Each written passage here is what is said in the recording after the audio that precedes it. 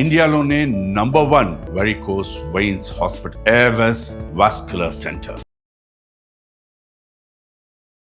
అందరికీ నమస్కారం. నా పేరు మాధురి. మీరు చూస్తుంది సుమన్ టీవీ నెట్వర్క్. ప్రస్తుతం మనతో పాటు ఉన్నారు ప్రముఖ జ్యోతిష్య వాస్తు పండితులు బ్రహ్మశ్రీ నానాజీ పట్నాయక్ గురువు గారు. నమస్కారం గురువు గారు. శ్రీమాత్రే నమః. గురుగారు, మనం ఏదన్నా చూస్తేనే దాన్ని నమ్ముతాం. మనిషి నైజం అలాంటిది, అది ఉంది అని నమ్ముతాం. కానీ దేవుడి విషయానికి వచ్చేసరికి నమ్మకం విషయంలో కాస్త వెనక ముందు ఆలోచిస్తూ ఉంటాం అనమాట. ఏదన్నా మంత్రం చదివితే ఆ మంత్రం సిద్ధించాలి, అమ్మవారు అనుగ్రహిస్తుంది, ఇదంతా. అంటే అసలు అమ్మవారు ఎలా ఉంటుంది, అమ్మవారు ఎవరు, ఏ విధంగా మనకు కనిపిస్తుంది, ఈ ఆలోచనలు వచ్చేస్తూ ఉంటాయండి. అసలు ఏ విధంగా అమ్మవారిని మనం చూడగలుగుతామంటారు అన్న విషయాలు తెలుసుకోవాలనుకుంటున్నామండి. తప్పకుండా అమ్మా. అంటే ప్రాక్టికల్గా మనకి కొన్ని కావాలంటే కొన్ని చేస్తే మనకి కొన్ని స్వయానుభవాలు జరుగుతాయి. అలా కాకుండా మీరు నమ్మకం అనేది ఒకటి తల్లి తండ్రి చెప్పడం వల్ల, మనకి చిన్నప్పటి నుంచి ఉన్న అలవాట్ల వల్ల, లేదా పురాణాలు ఇతిహాసాలు చదవడం వల్ల మనం కొన్ని బిలీవ్ చేయాల్సి వస్తుంది. కానీ భగవత్ సంబంధించిన విషయం దగ్గరికి వచ్చేసరికి అయ్యో ఎవరు చూడలేదు కదా అని ఇది అవుతూ ఉంటారు. నేను ఇక్కడ ఏంటంటే భగవంతుడు అనేది ఒక అనుభవం. ఇప్పుడు అంటే మనకి ఎలా అంటే మన 5 సెన్సెస్ కూడా, పంచేంద్రియాలు ఏవైతే ఉన్నాయో అవి చూసిన దాన్ని నమ్ముతూ ఉంటాయి. ఈ భగవంతుడి యొక్క కనెక్షన్ ఏదైతే ఉందో, ఎవరి జన్మజాత చక్రంలో అయినా 4th హౌస్ కనుక ఆధ్యాత్మిక యోగం కలిగితే, అంటే జూపిటర్ కేతు కనెక్టివిటీ ఉంటే తొందరగా వాళ్ళు బిలీవ్ చేస్తారు. లగ్నానికి జూపిటర్ కేతు ఉన్నా, 4th హౌస్కి ఉన్నా, లేదా 4th హౌస్ని చూస్తున్నా వాళ్ళకి తొందరగా అది కనెక్ట్ అయిపోతుంది. అది ఉంది అని పూర్తిగా నమ్ముతారో, ఎప్పుడైతే ఉంది అని పరిపూర్ణమైనటువంటి విశ్వాసంతో వాళ్ళు పూజిస్తారో వాళ్ళకి దర్శనం కూడా జరుగుతుంది. ఎవరి దగ్గరైనా గురువు గారి దగ్గర మంత్రం తీసుకొని కనుక జపం చేసినట్లయితే 100కి 100% వాళ్ళకి దర్శనం కలిగి తీరుతుంది, అందులో డౌట్ లేదు. అయితే ఇక్కడ అది ఎవరికి వారు అనుభవించి తెలుసుకోవాల్సింది. ఒకరిని మనం చెంప మీద కొట్టాము, ఆ దెబ్బ తిన్నవాడికి ఆ నొప్పి తెలుస్తుంది, బయటవాడికి తెలియదు. నొప్పి ఉంది అంటాడు, చూపించమంటే చూపించలేడు కదా. అలాగే ఇక్కడ ఏంటంటే కొన్ని అంటే నా రీసెర్చ్లో నేను తెలుసుకున్నంత మట్టుకు ప్రత్యక్ష దైవం ఎవరు అంటే సూర్యభగవానుడు. అంత స్వయంగా అంత ప్రకాశంతో కనిపిస్తున్నా కూడా దాన్ని మనం సూర్యనారాయణమూర్తి అని చెప్పి చెప్తుంటే మనం సైన్స్లోకి వెళ్ళి, లేదంటే అది కేవలం ఒక గోళం, అగ్ని మండుతున్న అగ్నిగోళం, మరి కొన్ని కోట్ల సంవత్సరాల నుంచి అలా ఎలా మండుతుంది, ఆరిపోలేదంటే దాంట్లో ఏదో పడుతున్నాయి, అది ఇది చెప్తాం. రైట్.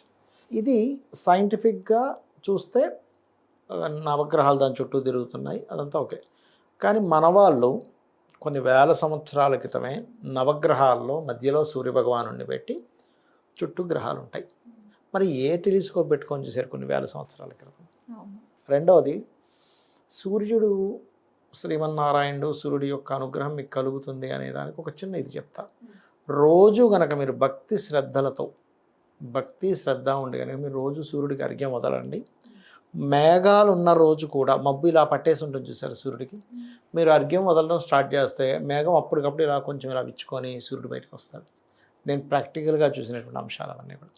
అంటే నీ కోసం ఆ మేఘాన్ని పక్కకి జరగమని సూర్యుడు ఒకసారి దర్శనం జరిగి మళ్ళీ వెనక్కి వెళ్ళిపోతాడు. ఇది మీరు ప్రాక్టికల్గా మీరు కొన్ని రోజులు, కొంతమందికి 40 రోజులు పట్టచ్చు, కొంతమందికి 2-3 నెలలు పట్టచ్చు, కొంతమందికి సంవత్సరం పట్టచ్చు. వాళ్ళ భక్తిని బట్టి వాళ్ళు కొన్ని నియమ నిబంధనలను కనుక పాటించగలిగితే ఖచ్చితంగా సూర్యభగవానుడి యొక్క అనుగ్రహం అలా కనబడి, అరే సూర్యుడు ఉన్నాడే అని అనిపిస్తూ మీకు కొన్ని విద్యలు కూడా సూర్యభగవానుడు ఇస్తాడు. మీరు ఏదైనా క్వశ్చన్ చేస్తే ఆన్సర్ ఇస్తాడు సూర్యభగవానుడు ఖచ్చితంగా, ఇంకా అందులో సందేహం ఏం లేదు. ప్రత్యక్ష దైవమైనటువంటి సూర్యోపాసన అంటే ఇదేనా అండి, అర్ఘ్యం వదలడం? సూర్య ఉపాసన అంటే రకరకాలు ఉన్నారమ్మ. ఇప్పుడు మా తాతగారు, మా మదర్ వాళ్ళ ఫాదర్ సూర్య ఉపాసకులు. ఆయన ఎలా అంటే, మీకు సూర్యుడు కనుక కనబడలేదు, మొత్తం మబ్బు పట్టేసింది, ఈరోజు ముసురు పట్టేసింది, చుక్క నీళ్ళు కూడా ముట్టుకునేవారు కాదు. అలా 10 రోజులైనా 10 రోజులు ముట్టుకునేవారు కాదు వాళ్ళు. సూర్య ఆరాధన చేయకుండా ఆయన ఏమీ చేసేవారు కాదు. కనబడలేదా, ఈవినింగ్ దాటింది, ఆ సూర్యాస్తమం అయ్యాక తినేవారు కాదు వాళ్ళు. సూర్యోదయం నుంచి సూర్యాస్తమం లోపలే మీరు ఫుడ్ తీసుకోవాలి. ఒకటి. సూర్య ఉపాసనలో సూర్యభగవానుడి యొక్క రోజు ఆదివారం నాడు ఖచ్చితంగా కొన్ని పాటించాలని చెప్తుంది శాస్త్రం. ఏమిటది అంటే, స్త్రీ తైల మధుమాంసాన్ని త్వచతే, అంటే స్త్రీని కలవకూడదు, సొంత భార్యనైనా సండే రోజు కలవకూడదు. అలాగే తైలము, తలకు నూనె రాసుకోకూడదు, మధువు మాంసము ముట్టుకోకూడదు ఆదివారం నాడు అని శాస్త్రం చెప్తుంది. అవి గనక చేస్తే, ఇప్పుడు మాంసానికి మధువుకి కారణం శని, అంటే సాటర్న్ ఎనర్జీని మనం సూర్యుడు రోజు సంబంధించిన రోజు మనం పెంచుకుంటున్నాం.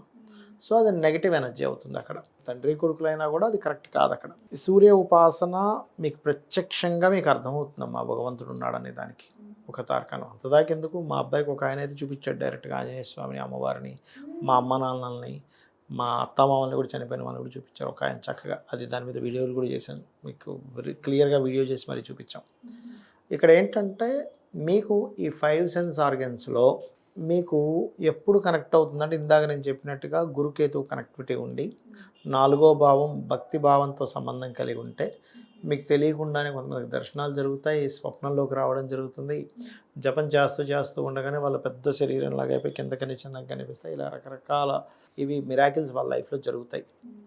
ఇంకొంతమంది ధ్యాన స్థితిలో ఉండి వాళ్ళ ఆత్మ అలా బయటికి వెళ్ళిపోయి మొత్తం తిరిగేసి వస్తుంది, ఎక్కడెక్కడ ఎవరు ఏం జరుగుతుంది మళ్ళీ వచ్చేస్తుంది వాళ్ళ దగ్గరికి. ఇలా రకరకాల విద్యలు మనకు ఉన్నాయి, లేవని కాదు. ఇప్పుడు మనకు అందుకే చూడండి, ఈ హిమాలయాల్లోకి వెళ్ళి చేస్తుంటారు చూసారు, వాళ్ళు కొన్ని ఆకుల్ని తీసుకుంటారమ్మ. ఒక 11 ఆకులు, 7 ఆకులు, 9 ఆకులు ఇట్లా లెక్క ఉంటుంది వాళ్ళకి. అది తీసుకుంటే వాళ్ళకి ఇంకా ఫుడ్తో అవసరం లేదు, ఎనర్జీ ఉంటుంది, ఫుల్ ఎనర్జీ ఉంటుంది. మనం ఎలా అయితే మంచి డ్రింక్ తీసుకుంటే, అంటే చక్కగా మనం ఎనర్జీ డ్రింక్స్ ఉంటాయి కొన్ని తీసుకుంటే మనకి ఎలా అయితే ఇంక 24 గంటలు ఆకలి వేయదు, అలా చక్కగా ఉంటుంది వాళ్ళకి. అంటే వాళ్ళకి ఏంటంటే సాధనా మార్గంలో ఉంటారు వాళ్ళు.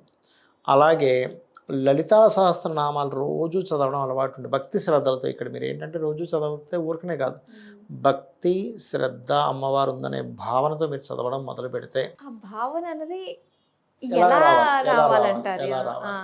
ఒకటి అది దీని ద్వారా వస్తుంది, వాళ్ళ జన్మలో పూర్వజన్మ వాసన వల్ల వస్తుంది. అది ఎవరు వాళ్ళకి చెప్పనక్కర్లేదు. కానీ ఏమీ లేదండి నాకు రావాలి అని వాళ్ళకి తపన ఉంటే మీరు రామాయణ మహాభారతాలు ఇతిహాసాలు ఇవి చదివితే వచ్చేస్తుందమ్మా. ఎందుకంటే మన మైండ్ ఎలా అంటే ఒకదాన్ని చూడగా మనము చేయగలము. ఇప్పుడు మీరు చూడండి, ఎవరో అయితే ఇలా లాంగ్ జంప్స్ పిల్లలు నేర్చుకుంటూ ఉంటారు. అందులో ఫస్ట్ ఇద్దరు ఒక వ్యక్తి జంప్ చేయలేకపోతే ఆ వెనకాతల వ్యక్తి కూడా చేయలేకపోతాడు. వీళ్ళకంటే ఇద్దరు చేయగలిగితే వీళ్ళు ఆటోమేటిక్గా వీళ్ళకి వాళ్ళు చేశారు నేను ఎందుకు చేయలేను అనే ఫీల్ వస్తుంది, మన మైండ్ యాక్సెప్ట్ చేస్తుంది. అలా మన మైండ్కి పురాణాలు ఇతిహాసాలు దేవుడి యొక్క ఇది అనుక్షణం మనం ఆలోచిస్తూ ఉంటే అది ఖచ్చితంగా వచ్చేస్తుంది. ఇంక అందులో ఎటువంటి సందేహం లేదు. అది ప్రధానంగా చూసుకోవాలి. రెండవది ఇక్కడ ఏంటంటే ఫస్ట్ ఆఫ్ ఆల్ మన మహర్షులు కానీ వీళ్ళందరూ కూడా పిచ్చివాళ్ళై దేవతల గురించి అంత రాయరుగా. లేకపోతే ఇప్పుడు మన తాతలు ముత్తాతలు ఏదో రాశారు, ఫలానా చిట్కాలు ఏవో రాశారు, వాళ్ళు పాటించామని చెప్పి రాశారు. ఇప్పుడు వాళ్ళు పాటించిందని రాశారని మనం బిలీవ్ ఎలా చేస్తామో, మన యొక్క యాన్సిస్టర్స్ ఈ ఋషులందరూ కూడా వాళ్ళందరూ ఆదిశంకరాచార్యులు వారు సాక్షాత్ ఆయన శంకర అంశగా చెప్తూ ఉంటారు. మరి ఆయన వచ్చి కనకదార స్తోత్రమే కానివ్వండి, శివుని మీద విష్ణు సహస్రనామాల భాష్యం కానివ్వండి, అనేకమైనటువంటివి ఆయన మామూలు విషయం కాదుగా. ఎందుకు రాస్తారమ్మా? మన వ్యాస మహర్షి 18 పురాణాలను ఎందుకు రాస్తాడు? వ్యాసుడు వ్యాసాయ విష్ణు రూపాయ అంటూ ఉంటాం. అంటే ఇది నిజమైతేనే కదా ఇన్ని రాస్తారు వాళ్ళు, అంతే కదా. అవునండి. కాబట్టి అది నిజము అనేది ఫస్ట్ మనం నమ్మాలి. మనం ఎంతసేపు నిజమైతే మరి ఇప్పుడు కనబడాలి కదా అనే కోణంలో అయితే ఇప్పుడు ఎందుకు కనబడాలి, నీకు అంత అవసరమే ఉంది, ఇప్పుడు నీకు కనబడాల్సిన అవసరమే ఉంది. ఆయన లోపల నుండి చేస్తూ ఉంటాడు. ఇది కలియుగం. ఒకప్పుడు నారదుడు ఇంద్రుడు దేవతలందరూ భూమి మీద సంచరించుకుంటూ మళ్ళీ వెళ్ళేవారట. అప్పటి వాళ్ళకి ఒక జ్ఞానం ఉంది. అంటే అలాగా ఇది కాదు, ఒక సాధనా మార్గంలో మనం కూడా ఒక స్టేజ్కి వెళ్ళాలి. ఇప్పుడు వాళ్ళకి కలియుగంలో అలా కాదు. కనిపించాడు ఆ భగవంతుడు, ఏంటి నాకు ఇవ్వు, నాకు చేస్తావా చేయవని పట్టుకుంటాం మనం. అవునండి. నారదుడు కనిపించాడంటే నారద నువ్వు ఇప్పుడు నన్ను తీసుకెళ్తావా లేదా విష్ణులోకానికని పట్టుకుంటాం, ఆయన మాయమైపోతాడు. కాబట్టి ఏంటంటే కలిధర్మం, కలియుగంలో మనిషికి ఆశ ఎక్కువ, ప్రతి దాని మీద కోరికలు ఎక్కువ. కాబట్టి మనం సాత్వికమైనటువంటి దీంట్లోకి వెళ్ళినప్పుడు మనలో దైవత్వం పెరిగినప్పుడు అప్పుడు దైవతా సంబంధించిన ఎనర్జీ మనకు కనెక్ట్ అవుతుంది. మనలో దైవత్వ సంబంధించినటువంటి ఎనర్జీ లేనప్పుడు అది కనెక్ట్ అవ్వదు, మనకి ఎట్టి పరిస్థితుల్లో కనెక్ట్ అవ్వదు.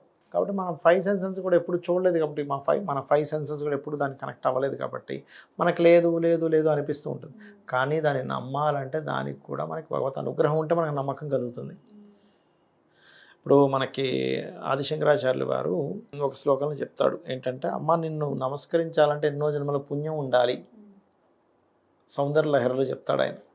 అమ్మ నీకు 2 చేతులు అయితే నమస్కరించాలంటే ఎన్నో జన్మల పుణ్యం ఉంటే కానీ నేను నమస్కరించలేను. పుణ్యం ఉంటే కానీ ఆవిడని గుర్తించలేము. మనం గుర్తించలేకపోతున్నామంటే పుణ్యం లేదు, గుర్తించగలుగుతున్నామంటే పుణ్యం ఉంది. అంతే అండి. శివశక్త్యాయుక్తో యది భవతి శక్త ప్రభవితం అనే దాంట్లో చెప్తాడు. అంటే ఆఖరికి ఆ శివుడు కూడా శక్తి లేకుండా కదలలేడు. అలా ఏంటంటే విశ్వంలో ఉన్నటువంటి అనేకమైనటువంటి ప్రకృతిలో జరుగుతున్నటువంటి అనేకమైనటువంటి విషయాలు మనం అబ్జర్వ్ చేస్తే నిజమే కదా, భగవత్ అనుగ్రహం లేకపోతే ఇవన్నీ అలాగే జరుగుతాయి అనిపిస్తుంది. ఇప్పుడు ఒక పెట్టు ఉంది, ఎవరి దగ్గర నేర్చుకుంది ఇంజనీరింగ్, ఎవరి దగ్గర చేసింది అని అది చిల్లు కట్టుకుంటుంది. దానికి ఎవరు చెప్పారు నీ కడుపులో ఒక గుడ్డు పెరుగుతుంది, అది నువ్వు గుడ్డుని పుట్టిన తర్వాత పిల్ల అవుతుంది, అది సేఫ్గా ఉండాలి కాబట్టి నువ్వు ఒక నెస్ట్ కట్టాలి, అది కట్టిన తర్వాత మళ్ళీ దానికి నువ్వు ఆహారం తెచ్చిపెట్టాలని ఎవరు చెప్తున్నారు పెట్టకి? ఏ జీవైనా కానీ పిల్లల్ని కనగానే ఆ పిల్లని చాలా జాగ్రత్తగా చూసుకుంటుంది, అది దానికి పాలిస్తుంది, ఫుడ్ తెచ్చిపెడుతుంది, కాపాడుకుంటుంది. ఎవరు చెప్తున్నారు చెప్పండి? మరి జంతువులకు ఆ యొక్క విచక్షణ ఎవరిచ్చారు? జంతువు కదా, దానికి ఆ విచక్షణ ఉండకూడదు కదా. అంటే ఎవరిస్తున్నారు పిల్లల్ని కాపాడుకునే ఇది? ఆ సెన్స్ ఎలా వస్తుంది? భగవత్ అనుగ్రహంతోనే వస్తుంది, అంతే కదా. అవునండి. ఇప్పుడు ఆడపిల్లలు ఉంటారు, పెళ్ళి అవ్వకముందు వరకు అసలు పొద్దుక వరకు నిద్రలేవరు, ఎన్నిసార్లు చెప్పినా నిద్రలేవరు.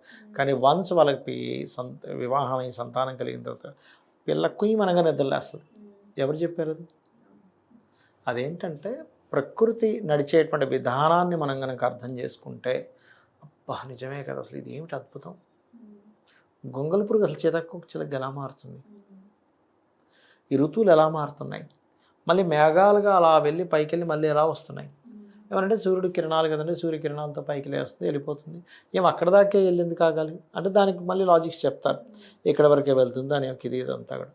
అంటే ఇదంతా ఏమిటి అంటే భగవత్ లీల, భగవత్ సృష్టి అని మనం ముందు ప్రకృతిని అర్థం చేసుకుంటే అన్నీ అర్థమవుతాయి.